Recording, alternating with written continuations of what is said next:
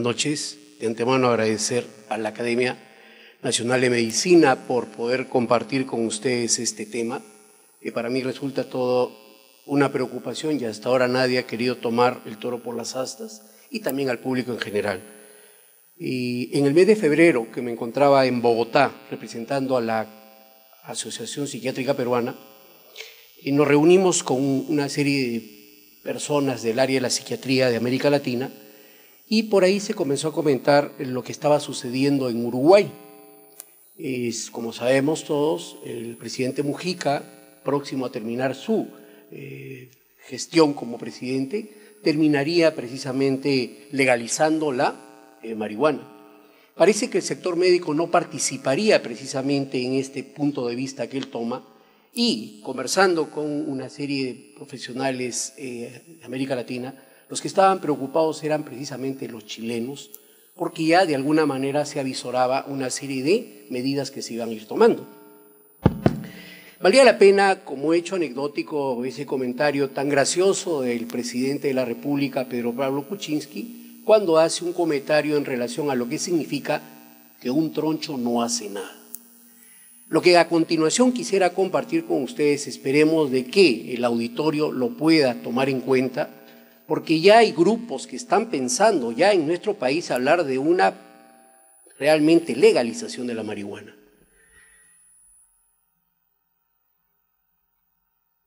Más o menos esta es la agenda, y en vista que el tiempo va a ser un gran enemigo, quisiera comenzar haciendo referencia a algo que ya Alfonso había tocado, lo que significa el consumo, y consumo que se va dando a edades cada vez más tempranas. En esta transparencia lo que vamos a mostrar es la neurobiología de la maduración del cerebro adolescente. Ya él nos ha dicho algo. A la edad de 13 años se va a producir toda una serie de cambios muy espectaculares en el cerebro, probablemente comparables a un tsunami. Hay áreas en las que se va a producir una masiva producción de neuronas dopaminérgicas que va a estar de alguna manera ligada al hecho de que el adolescente va a tener tendencia a arriesgarse, porque vamos a encontrar que la cantidad de receptores que de alguna manera van a estar relacionados con la actividad de esa liberación de dopamina no va acorde. Por otro lado, el córtex prefrontal no ha alcanzado la maduración que corresponde, maduración que se debe lograr más o menos a la edad de 18 años. Esta transparencia es todavía mucho más interesante porque nos muestra en esta neurobiología de la maduración del cerebro justamente esta edad. Y en esta edad hay dos cosas que han sido previamente mencionadas. Por un lado, la línea de color rojo que va a representar lo que significa el control inhibitorio, que va a tener su equivalente en lo que se va a llamar el córtex prefrontal, y por otro lado, en línea de color verde, lo que se llama recompensa, y que va a estar relacionado con la actividad que corresponde al sistema límbico. Esta edad es una edad de mucho riesgo. Muchos de nosotros hemos sido adolescentes, todos. Pero una de las primeras cosas que van a recordar es que teníamos tras nosotros primero un sistema educativo que protegía. Hemos estudiado mañana y tarde. Y además, ¿qué otra cosa? Teníamos padres que estaban pendientes de nosotros.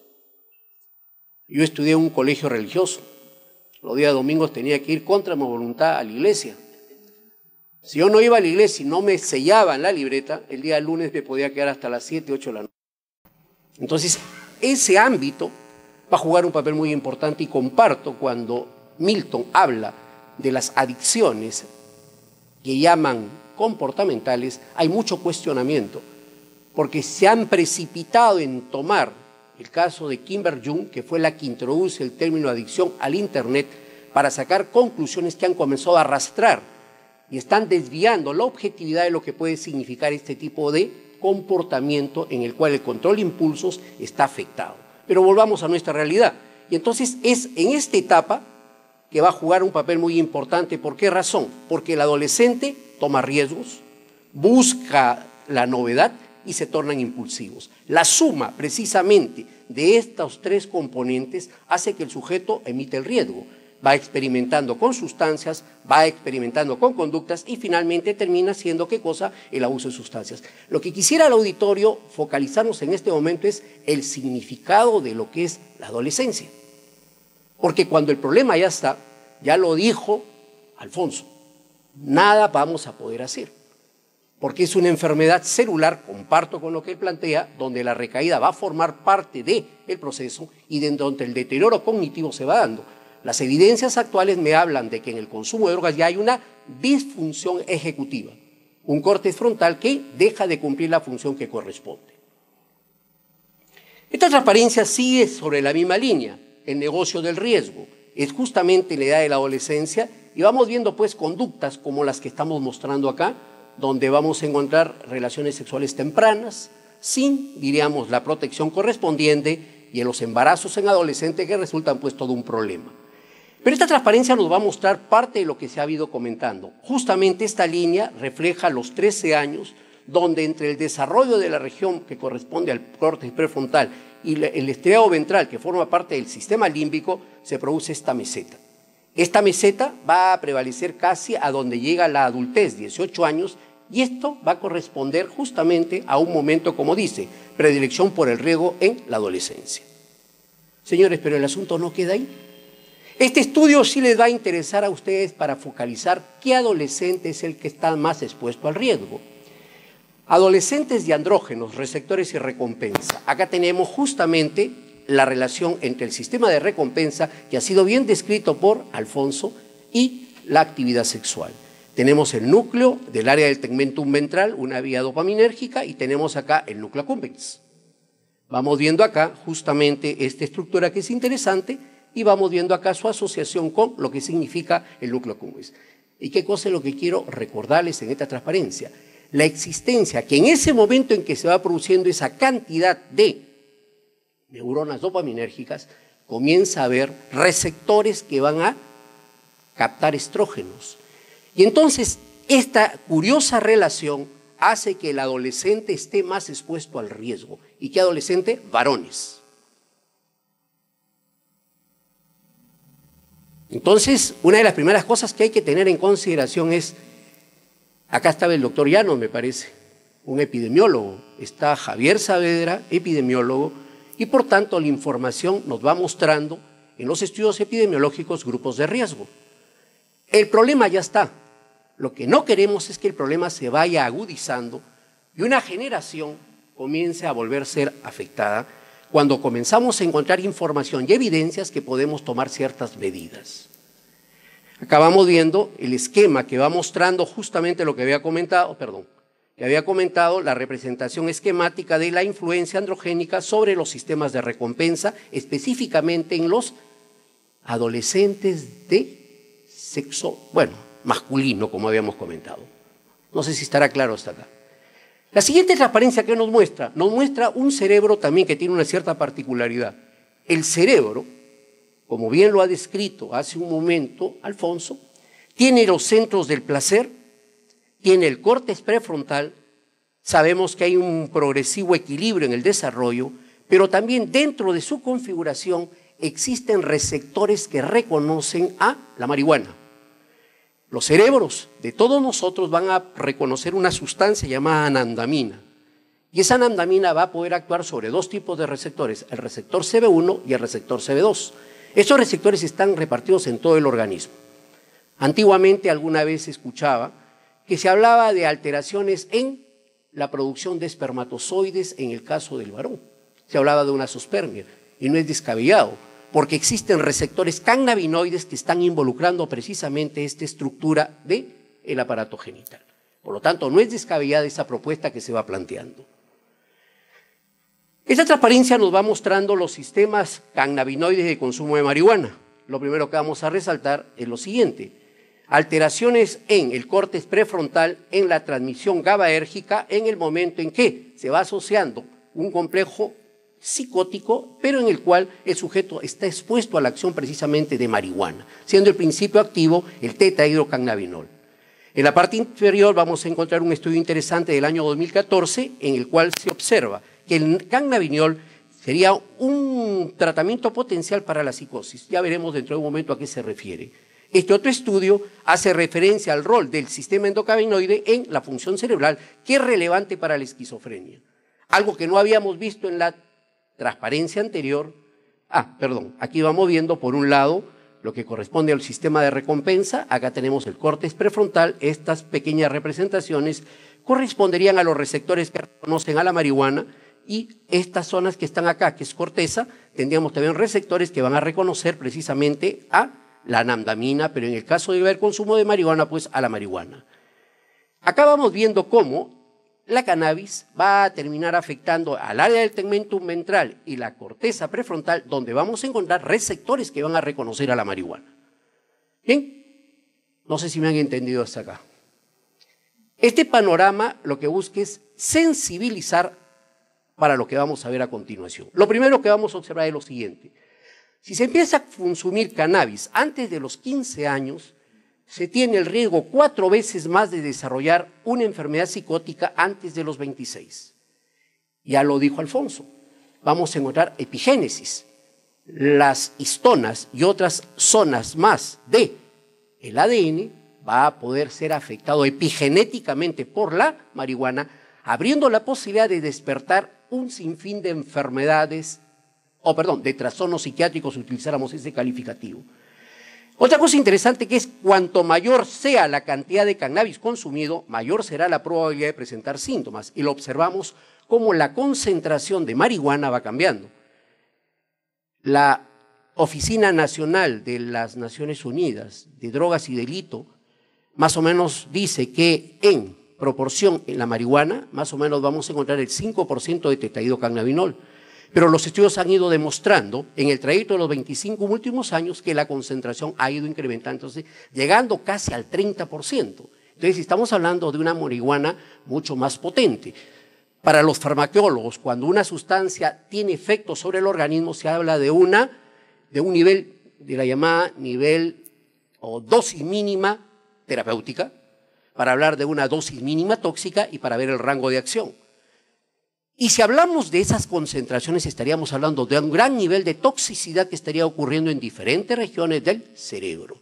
Y si hay la vulnerabilidad a tener el riesgo genético de un trastorno mental, pues este fácilmente se va a poder despertar para nunca más volver a quedar dormido. Ya hemos comentado hace un momento por qué los adolescentes son particularmente vulnerables al cannabis. La respuesta está acá. ¿Y quién es más vulnerable? El adolescente varón. Y entonces vamos a ver qué dicen las políticas del cannabis, según lo dice RUN en el año 2013. Efectos adversos del cannabis en la salud, indudablemente, eso está bien demostrado. Una persona intoxicada con cannabis maneja con mayor riesgo de tener un accidente de tránsito y además individualmente aumenta el riesgo de problemas respiratorios. Cuando se inaugura la vía expresa de la avenida Javier Prado, curiosamente se comenzaron a suscitar una serie de accidentes de tránsito en los cuales estuvieron involucrados muchos adolescentes. Cuando a los cadáveres se les trataba de detectar alcohol, lo más probable es que no lo encontraran. Pero si hubieran comenzado a medir niveles de derivados de la marihuana, seguramente que los iban a encontrar. ¿Por qué razón? Porque cuando la persona está intoxicada por marihuana, hay una distorsión del tiempo y del espacio. La persona puede estar desplazándose a 150 kilómetros por hora, pero para esa persona en ese momento el tiempo no ha cambiado y por lo tanto cree que la velocidad que en ese momento está con la que se desplaza no tiene riesgo alguno. Otra cosa interesante es que los consumidores habituales tienen gran riesgo de desarrollar dependencia. ¿Por qué razón? Por la continuidad del consumo. Ya nos han hablado de la beta-arrestina, ya nos han hablado del tafos, ya nos han hablado del CREP. Por lo tanto, poco a poco vamos a terminar encontrando una enfermedad celular. Hace unos años que me encontraba en España, en un congreso participando con el presidente de la Sociedad Española de Toxicomanías, hace una presentación de neurobiología y me llamó la atención el que comentaba la existencia de una sustancia que podría tener la capacidad de poder actuar a ese nivel nuclear. Pero parece que fue algún hallazgo de algún estudio experimental porque nunca más lo he vuelto a ver. Entonces, ese es a donde vamos a ir apuntando. Otra cosa interesante es la compleja interrelación entre el consumo de cannabis y el trastorno mental. Generalmente el trastorno mental más, diríamos, identificado es la psicosis, donde incluso se habla de una psicosis asociada a esquizofrenia. Carlos Cachay comentaba alguna vez de haber encontrado un estudio de un seguimiento de 10 años y donde había observado este estudio había sido llevado, si mal no recuerdo, en Escocia, en una zona de lo que es Reino Unido, y entonces se había hecho el estudio de consumidores con 10 años de consumo, con criterios en los que, no existiendo el antecedente previo de una esquizofrenia, al 10º año, cuando se estudiaba la composición del ADN, se encontraba un ADN muy similar al que se encontraba en la esquizofrenia. Esta posibilidad la encontramos cuando hablamos de los aspectos epigenéticos, ya que la epigenética puede demostrarnos esos cambios que se puede dar en la composición precisamente del ADN. Por lo tanto, este tipo de sustancias no es tan inofensiva como se piensa. Importante los perjuicios sustanciales que justifican una regulación en su comercialización y disponibilidad. Y esto quiero aprovecharlo, ¿por qué razón? Pérez Nieto, al observar el gran problema que tienen del narcotráfico en México, ¿qué comienza a hacer? En una medida de poder controlarlo, comienza a pensar en la propuesta de hablar de una dosis de marihuana legalizada hasta de 28 gramos. Ya en Perú, en algún momento se ha hablado hasta de 8 gramos. Valores de un consumidor sobre esa cantidad ya tienen el riesgo de poder ser catalogado como un trastorno ilícito de drogas. Hace poco tuve un paciente de Madame Borja, es detenido en el carro y se le encuentra una cantidad de marihuana. Inmediatamente el atestado, ¿cuál fue? Tráfico ilícito de drogas. La policía trata de, en ese momento, hacer la coima, la familia se resiste y ha tenido que pasar cerca de un año para poder, a través de lo que significa los aspectos legales, dejar de lado, y eso ha sido más producto de un consumo que de una comercialización, porque desgraciadamente las leyes son así. Y las políticas públicas deben de tener en cuenta, esto sí lo considero que es importante, los riesgos relativos en comparación con otros comportamientos que implican riesgo. Entonces, vale la pena así cuestionar la gracia que hizo el presidente. Porque si eso puede ser el lobby para que en algún momento se legalice la marihuana, ya alguna vez he escuchado en alguna emisora a personas que entrevistan y piden que se legalice la marihuana porque tiene un hijo que tiene epilepsia y que la marihuana le está haciendo bien. Pero ahí quisiéramos detenernos en función a qué le llama sentirse bien y qué cosa es lo que está recibiendo el paciente en ese momento. Aquí tenemos que ser muy serios en cuanto a los riesgos que nos vamos a exponer. Lo que le puede pasar a Uruguay no lo van a sentir en este momento. Lo que va a vivir Uruguay probablemente lo van a comenzar a sentir en 5, 6, 10 años. Y donde la gran pregunta, ¿estará la psiquiatría preparada para poder cubrir los diferentes trastornos mentales que pueden en ese momento despertar? Es una gran interrogante que desgraciadamente ojalá que a nosotros no nos gustaría pasar por algo parecido. Bueno, como ya sé que están más o menos atentos, vamos a acordarnos del ministro Torne. Y vamos a volver a recordar a Pablo Kuczynski. ¿Por qué razón? Porque ambos son economistas. Y vamos a hablar ahora de algo que nos va a permitir más adelante entender y por qué razón, en el caso de que se diera la posibilidad de legalizar la marihuana, inmediatamente la sociedad civil tendrá que contestar precisamente ante propuestas que considero descabelladas para una realidad en la cual la inseguridad ciudadana y otros problemas más no los hemos resuelto. Entonces, ¿qué nos dice la literatura económica? Pero primero, ¿qué cosa es la economía? La economía es una ciencia social. ¿Qué estudia la economía? Estudia la capacidad que tenemos los seres humanos de tomar decisiones. Y en cada decisión que tomamos, asumimos algo de esa decisión, pero a lo mejor estamos dejando otras de lado. Y entonces vamos a escuchar una curiosa palabrita que se llama el costo-oportunidad. Me casé, pero podría haber estado soltero. Ahí también hay implícito un costo-oportunidad. No es la intención de medirlo, pero sí más o menos tener en claro esto. Sobre esta línea, ¿qué dice la literatura económica? Que las adicciones pueden clasificarse en dos grandes grupos. Aquella que parte de un modelo de comportamiento racional y aquella que toma como base los modelos no racionales. En el modelo racional, la información está clara. En el modelo no racional, la información es una incertidumbre. Por esa razón, El modelo de comportamiento racional supone que el individuo tiene un plazo consistente para maximizar su bienestar a lo largo de toda la vida. O sea, la decisión que yo tome está buscando ¿qué cosa? Un bienestar para mí.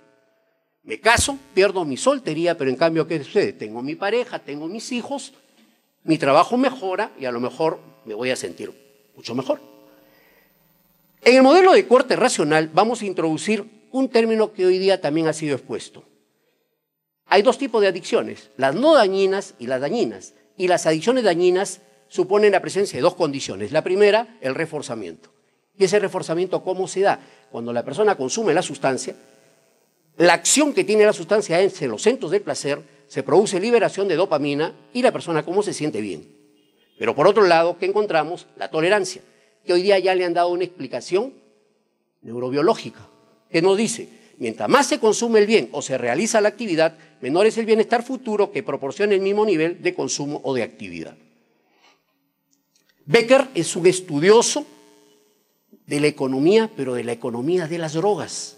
Y entonces, ¿qué cosa plantea Becker? Dice, la adicción es una decisión racional del individuo, consciente del consciente, que hace del bien adictivo y de los costos asociados, tomando en cuenta la información presente y futura y suponiendo que las preferencias no cambian en el tiempo, decide un plan de consumo del bien adictivo. Aunque esto pueda pasar algo como algo contradictorio, entonces acá hay una de las cosas que ya nos va a permitir algo. ¿Qué cosa?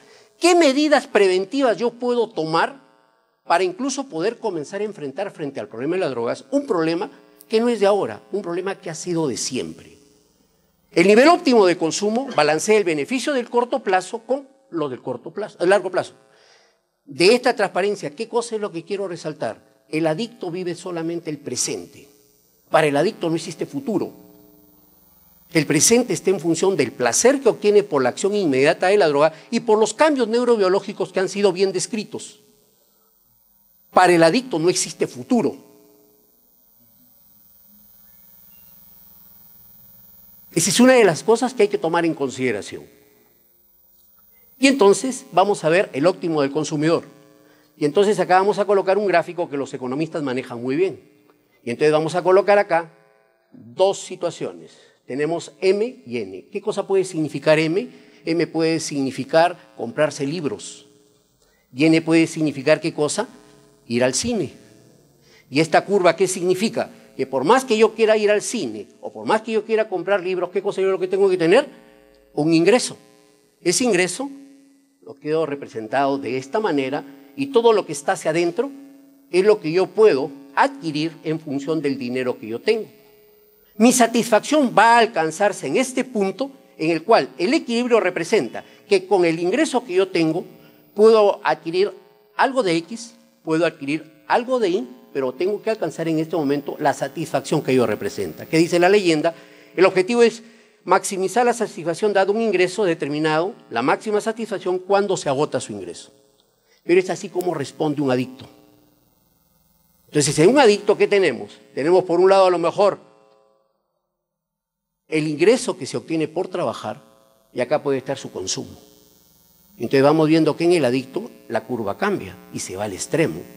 Óptimo del consumidor en una adicción. En una adicción el adicto no evalúa el precio ni el beneficio, solo prefiere la droga.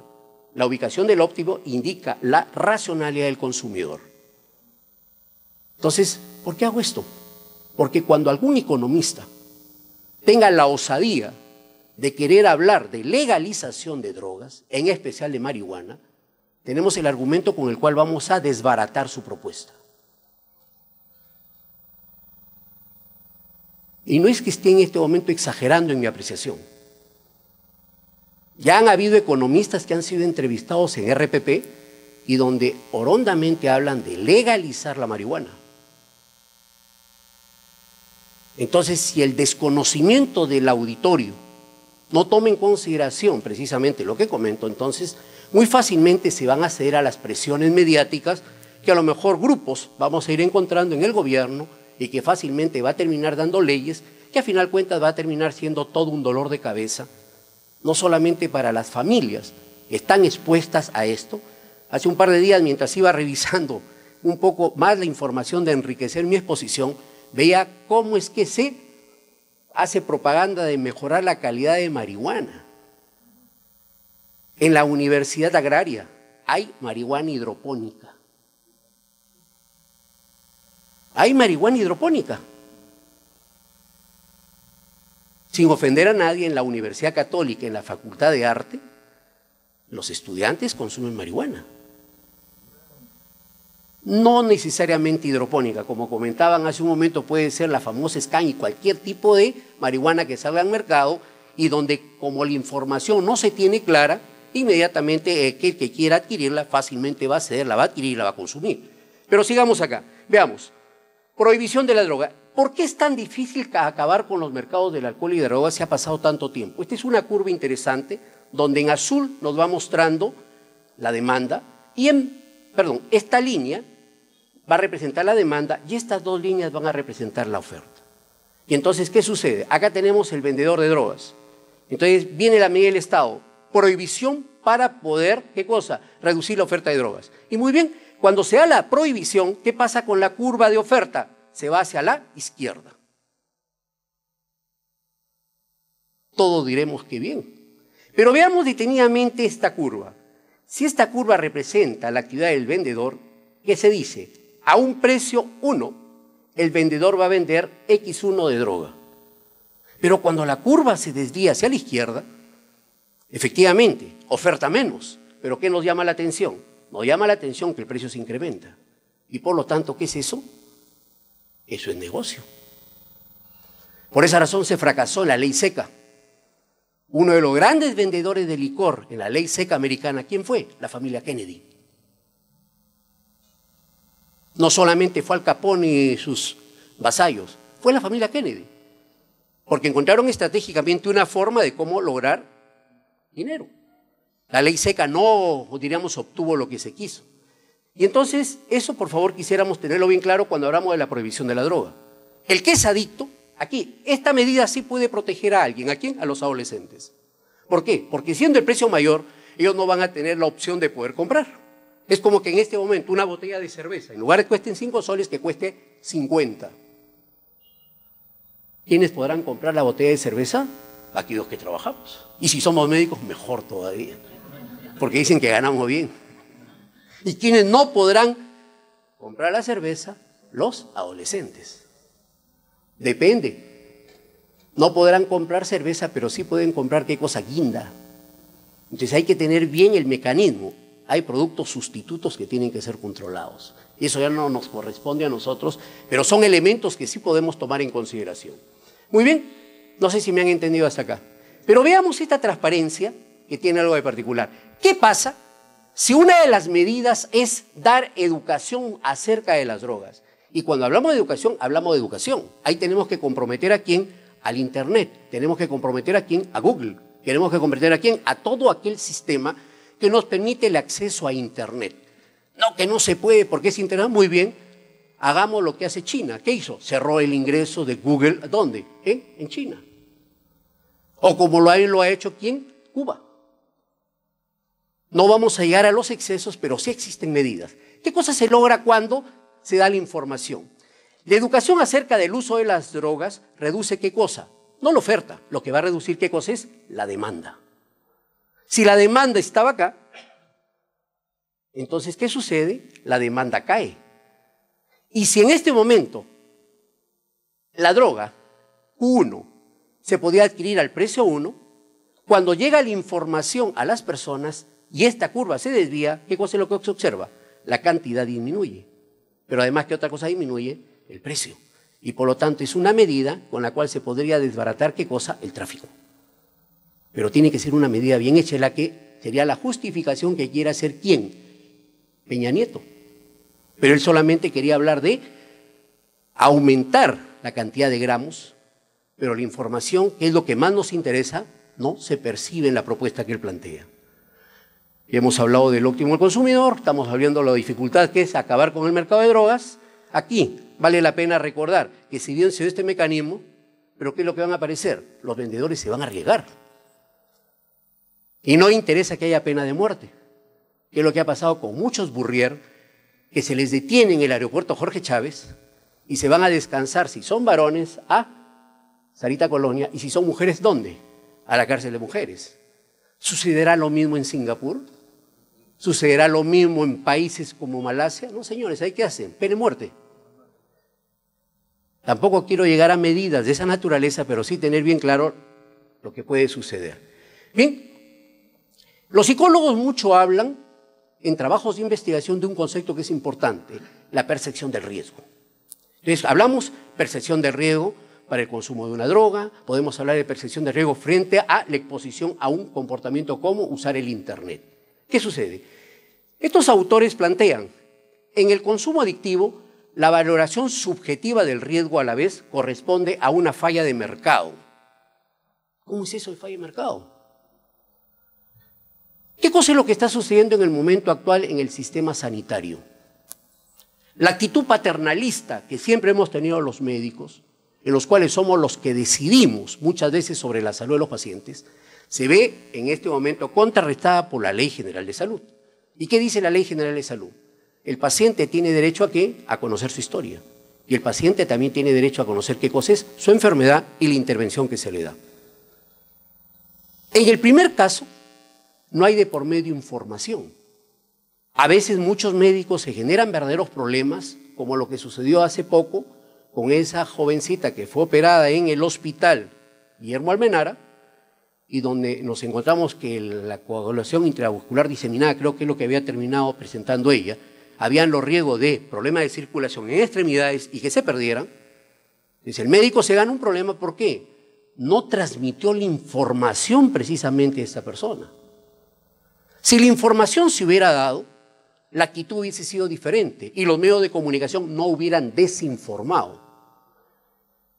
Valor subjetivo de riesgo a la vez corresponde a una falla de mercado, dos cosas, información imperfecta y externalidad.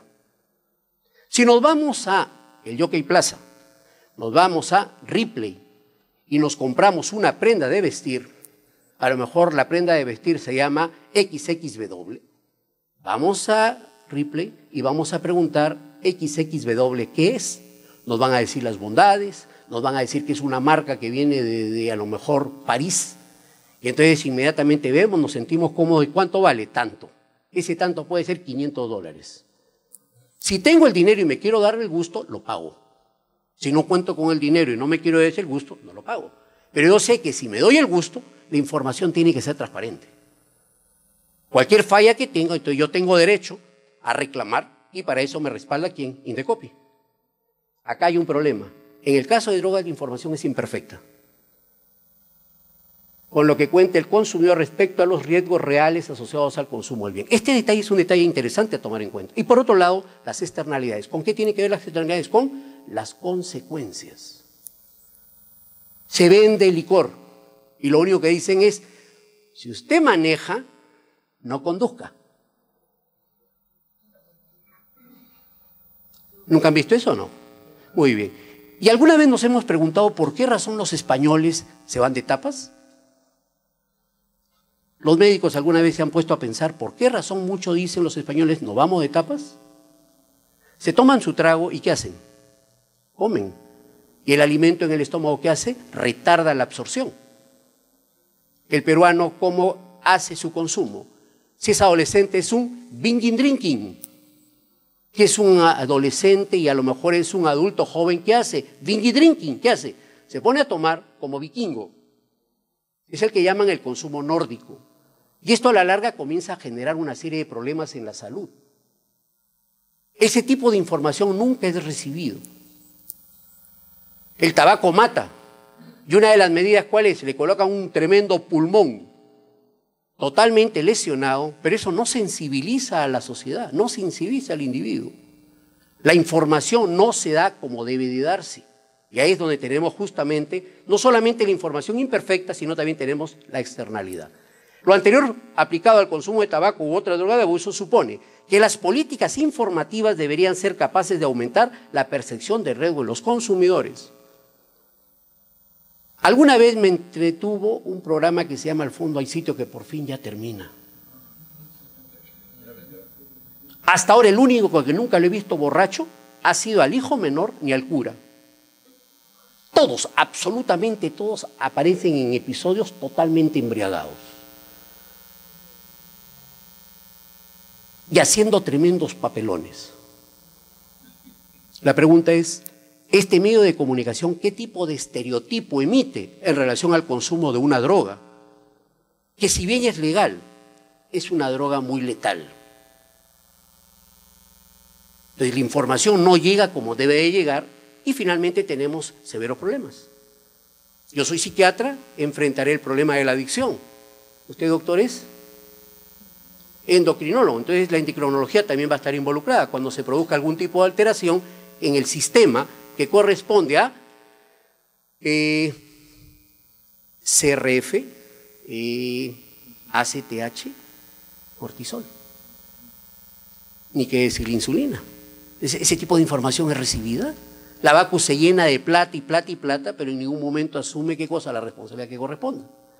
Si en algún momento comenzáramos a ser lo suficientemente transparentes y comenzáramos a tomar medidas, probablemente poco vamos a hacer sobre el paciente que ya tiene el problema, pero sí vamos a poder proteger a un gran sector de la población que va a ir renovando aquella parte de la población que tarde o temprano en la pirámide poblacional ya no vamos a poderlos tomar en consideración.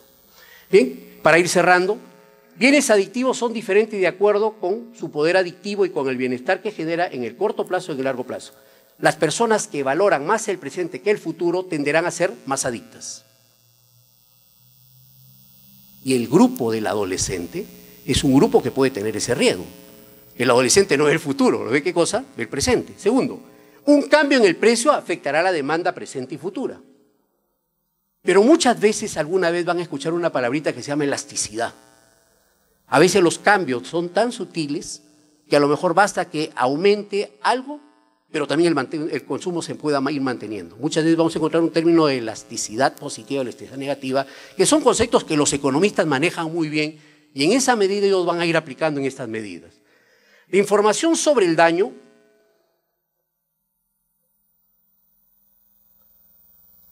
asociado al bien adictivo puede tener efectos importantes en la demanda del bien. Las creencias que tienen los individuos sobre el bien adictivo son muy importantes. Cambien la opinión de un adolescente consumidor de marihuana. El adolescente finalmente te va a convencer y te vas a salir a consumir con él. No hace daño, es una droga natural. Esos son argumentos realmente, a los que vemos ese tipo de pacientes, realmente es todo un dolor de cabeza. Y si además tenemos como un gran enemigo de nosotros el Internet, que suelta una información totalmente distorsionada, para cambiar eso tenemos que tomar otro tipo de medidas. Y la forma en que el consumo del bien adictivo va cambiando la valoración del presente versus el futuro afectará precisamente el consumo. ¿Cuál es el éxito cuando se da un tratamiento en el caso de las adicciones? Cuando el paciente, luego de haber superado la intoxicación, o sea, entra en desintoxicación, se trabaja en deshabituación y el paciente ya comienza a ver qué cosa es el presente y además comienza a construir el futuro. Cuando el paciente tiene bien claro eso, la posibilidad de recaer se va reduciendo. No se va eliminando, porque el cambio nuclear ya es hasta el día que se muera. Y recordar que hace un momento lo han comentado, la utilización se ha incrementado en los adolescentes en los Estados Unidos acompañado de una disminución de la percepción de sus daños. Un aspecto que agudiza el problema es que se comienza a edades cada vez más temprano. Miren, ¿a qué edades ya se está observando? 6 años. Es importante que el 19% de pacientes niños expuestos ingresaron a hospitales para recibir atención médica. ¿Por qué? Muchas veces por comportamientos donde el cuadro psicótico lo caracteriza se tornan muy impulsivos.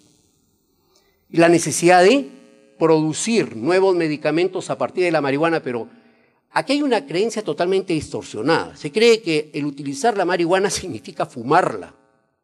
No, es a partir de la marihuana tratar de determinar ¿qué principio activo puede ser de utilidad? 2 principios activos son interesantes, el tetraidrocannabinol y el cannabidiol. El que realmente es útil es el cannabidiol. Estaba revisando, hay un lugar en Estados Unidos, Charlotte Web, donde ha logrado tener uno de estos productos que sería la marihuana medicinal, que tiene algo de 20% de cannabidiol y 0.5% de tetraidrocannabinol. Y en Israel han encontrado un tipo de marihuana medicinal donde exclusivamente es cannabidiol. Eso es lo que tendríamos que tener bien claro y no plantearnos esa distorsión que alienta a que precisamente aparezcan esos comentarios favoreciendo esto y cuando no existen estudios o ensayos clínicos serios que demuestren precisamente su efectividad. Y para ir cerrando, quisiera recordar lo que ya ha sido comentado solamente en el título de este estudio del año 2016, marihuana tradicional, cambio de cannabis de alta potencia y cannabinoides sintéticos, el aumento de riesgo de psicosis. Y Alfonso nos ha hablado que si bien la Oficina Nacional de Drogas y Delito de la Organización de las Naciones Unidas hablaban de un 5% de concentración de tetraidro de cannabinol en la marihuana, en el trayecto de los 25 años se ha llegado a encontrar marihuana que llega a tener cerca del 30% de tetrahidrocannabinol. Presencia de este cannabinoide que es muy tóxico en el cerebro del individuo que lo consume. Acá tenemos justamente cannabis de alta potencia y cannabinoides sintéticos tiene más riesgo. La administración experimental de tetrahidrocannabinol produce psicosis transitoria en el sujeto que puede ser revertida si se administra cannabidiol. Y lo que había comentado, la independencia de que el consumo de cannabis esté despenalizado o legalizado, la evidencia de que se trata de una causa de psicosis es ahora suficiente para que los mensajes de salud pública describan el riesgo. Y no tenemos que ocultarnos que si bien es una droga ilegal, nos quedemos callados como si estuviéramos a hablar de sexo, los padres con nuestros hijos, cuando es un problema que es una realidad. Y entonces se tiene que dar la información lo más transparente para que la persona realmente vea esto y la sociedad, y en especial el Estado, pueda emitir políticas que vayan más allá de lo que es una prohibición, porque la prohibición lo único que va a lograr es afectar a quien la vende. A nosotros lo que nos interesa es al que la consume. Y la única forma de ir neutralizando esto es que la información sea lo más transparente posible. Y esa falla de mercado llamada mercado imperfecto, realmente la podamos ir reduciendo. La asimetría de información en este caso es uno de los problemas más severos que podemos ir encontrando. Esto también está cuestionado, el uso de la marihuana con fines médicos de un estudio que se ha hecho en el año 2016. Y acá lo interesante, miren lo que se ha encontrado, el aumento del consumo y en Polonia este año, 19% de adolescentes polacos de 15 a 16 años ya han consumido marihuana o cannabis en el último año.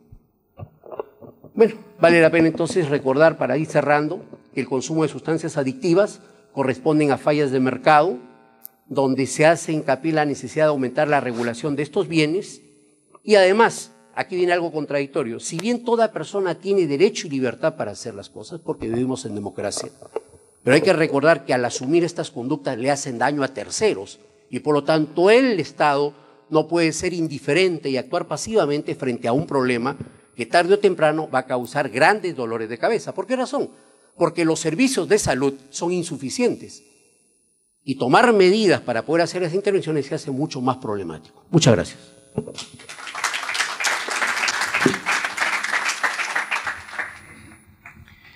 Muchas gracias, doctor Saavedra.